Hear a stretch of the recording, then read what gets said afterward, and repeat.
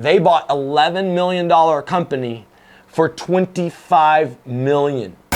What's up, roofing world? Lee Haight here. This is an exclusive. It's been a rumor mill on fire in the roofing industry, from GAF to distributors, from the guys that we see that are out buying companies. There's a $25 million RoofCon accusation going on, and they're all targeted at Hunter Ballew. Hunter Ballew had me speak at RoofCon. Seems like a great guy. Seems like a great conference. I support the RoofCon community, and I wanted to kind of stand up because a lot of things get said behind closed doors, and I want to kind of clear the air. First and foremost, basically, Hunter was able to sell his company and collect $3 million cash and shares. And this whole argument is that Solar Integrated Roofing Corporation, and these guys have also really done a really smart thing in integrating with not just roofing companies, but companies like Balance Claims, center of the roofing hub. I've got a friend of mine, Troy Clymer, in charge over there, kind of guiding them through the roofing community. Just recently made an offer to purchase SVG, and we actually have an upcoming podcast with me and Anthony Del Medico. That's why you need to like and subscribe, coming out with 2 barn burners in the same week. Make sure that you get notifications, because we got the goods. We got Jocko coming up on the podcast, Ed Milet. We also got one of my marketing mentors, Donald Miller, wrote the book Building a Story Brand, coming up on our podcast. But anyways, guys, I want to get into this story because there's some huge accusations. Literally, Hunter Ballew is being sued for $25 million. Is this a $25 million RoofCon? Is the guy that is running the RoofCon, did he build an 8-figure company and sell it for $25 million, but was it all a house of cards? Now, I've been called a Ponzi scheme, and first and foremost, I kind of want to reach out to get Roofing Insight's opinion on this, and it's a little surprised that I was the first one breaking the story. I don't want to be negative. For one, I'm just treating this as if Troy and Hunter are both in the room, both friends of mine. And I hope that there's 2 sides of the story, that in somewhere in the middle of these accusations is the truth. I hope not everything that they're accusing Hunter of is true, because if it is, then not only is he facing a potential bankruptcy, but he's also he's facing potential jail time, which I do not want for anybody. And I see a lot of people make these greedy. There's about 3 things that can take people down: drugs and alcohol, addictions to sex, and greed. When money comes, making the right decision is important. Let's get right into the details of the disagreement. So maybe you've been paying close attention to these Solar Integrated Roofing Solution posts. Bought new company, 7 companies bought, 21 million. Bought new company, Cornerstone Construction, shares, 3 million cash. Well, congratulations, Hunter. That was the deal. He got 3 million cash, and this is a publicly traded company. It's gonna be regulated and essentially certified financial accounting. When you do one of these deals, you sign agreements that say, my books are accurate, my numbers aren't fluff. Now, all of us know the top 100, the Win the Storm awards, the sitting at a bar.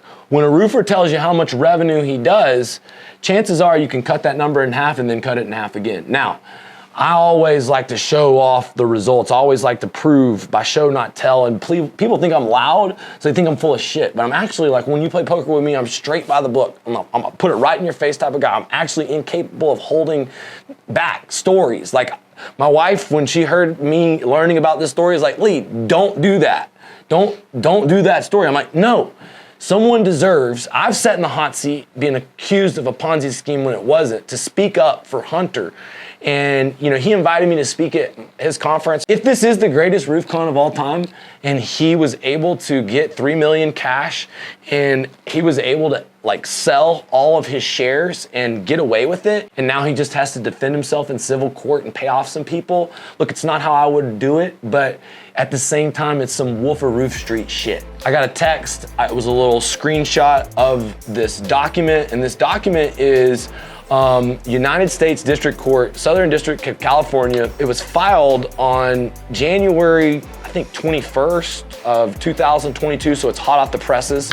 And the complaint is breach of securities agreement, breach of employment agreement, fraud, negligent misrepresentation, fraud in connection with sale of securities, breach of the implied covenant of good faith, breach of fiduciary responsibility, trade secret misappropriations, Lanham Act violations, fraudulent transfer, and this one could be the biggest thing right there, indemnity and unjust enrichment. And basically, the parties are the Solar Integrated Roofing Corp, two guys, a roofing owner and a solar company. Now, I don't really have a lot of knowledge about the company. That's why I hope that Troy will comment on this story and we'll do a follow-up to this story. The hard part is roofers are kind of full of shit sometimes, and their numbers can be wrong. Even if they have good hearts and good minds, maybe they're not the best at accounting. And so even, I'm gonna say there's been times throughout my blitz scaling where we're doubling in sales every year, and sometimes our accounting systems might break. And so, what one person is calling fraud may be another person's simple mistake. And if one big business is making deals so fast that there is a $25 million mistake and there's a young man that's at the right place at the right time, well, by God, I will say that man, he has a fiduciary responsibility to his family. And, I don't know the whole story, but I'm gonna tell you what the accusations are. So it's basically saying in this accusation that the problem is that when Hunter sold his company, it was saying that he did $11 million in sales, that he was gonna do $15 million in sales in 2021, and that he was gonna do $24 million in sales after that.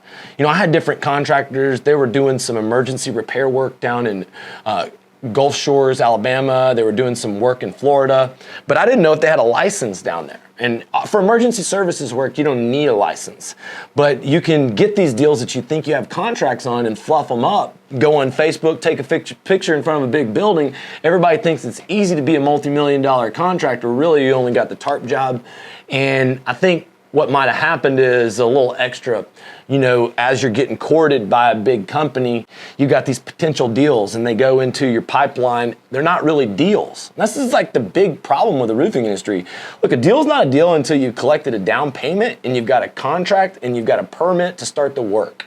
And so you got all these people, and maybe that's a lesson that SIRC is gonna have to be very much closer in when they're acquiring companies at making sure there's checks and balances.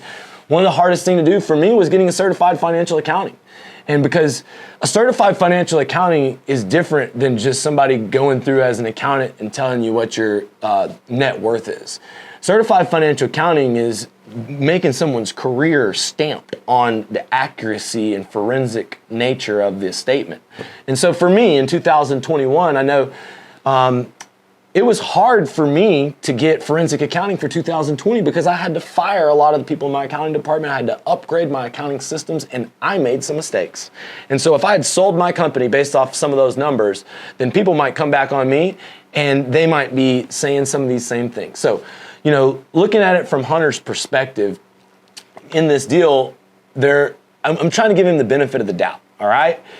Because I think sometimes it's like the hand in the cookie jar. You get a cookie, it tastes good, you want more, you take more. That's where people usually kind of step over the line, is when they go with an excess. And the details of this disagreement start with, not only did they not hit the numbers in sales, but Hunter didn't make payroll one day. And let me tell you something, people call me a fraud, a Ponzi scheme, and I've never not made payroll. And look, there's been times where we scaled, we put out all this money in TARP in a week, I'm putting out millions of dollars in payroll, and they're like, dude, if you don't collect $600,000 a day, we're gonna have an issue. I have to do the right thing all the time. I live a risky life in blitz scaling and roofing, and the reality is that it always works. God takes care of me.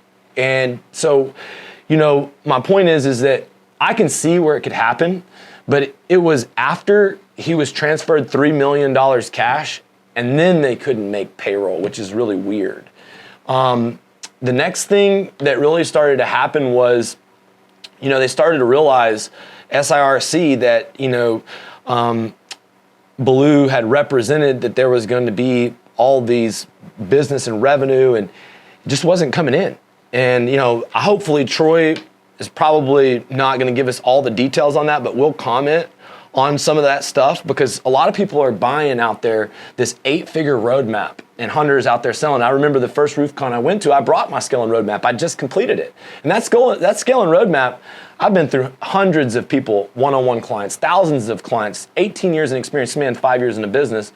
Like his 8-figure roadmap, his 1 year of 8 figures doing 11 million. Now, my point is sometimes people are very, going to give something that's a kind of knockoff of what you do, and I don't mind it. But the reality is, they're saying that he couldn't duplicate 8 figures in results, and that was part of where the biggest fallout was he didn't have an 8-figure company, and he sold an 8-figure company, and it wasn't profitable, and he wasn't hitting the numbers, and he wasn't making payroll. And so that's where it started. Now, when someone is caught, there's a lot of, you can come clean. You can say, I made a huge fucking mistake. I'll make it up to you. I'll go get more money. I'll hit the road harder. I'll sell more deals. I'll get more companies involved. There's a lot of different times when your back's against the wall, because you got to know SIRC doesn't want this information out there public. This is not good for stock.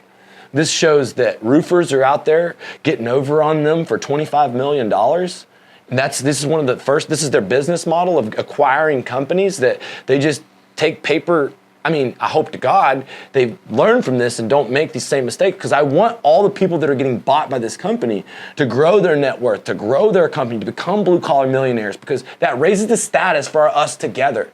Look, I want to speak with Hunter. I want to speak with Troy. I want to get the answers. I hope it's not the biggest roof con of all time.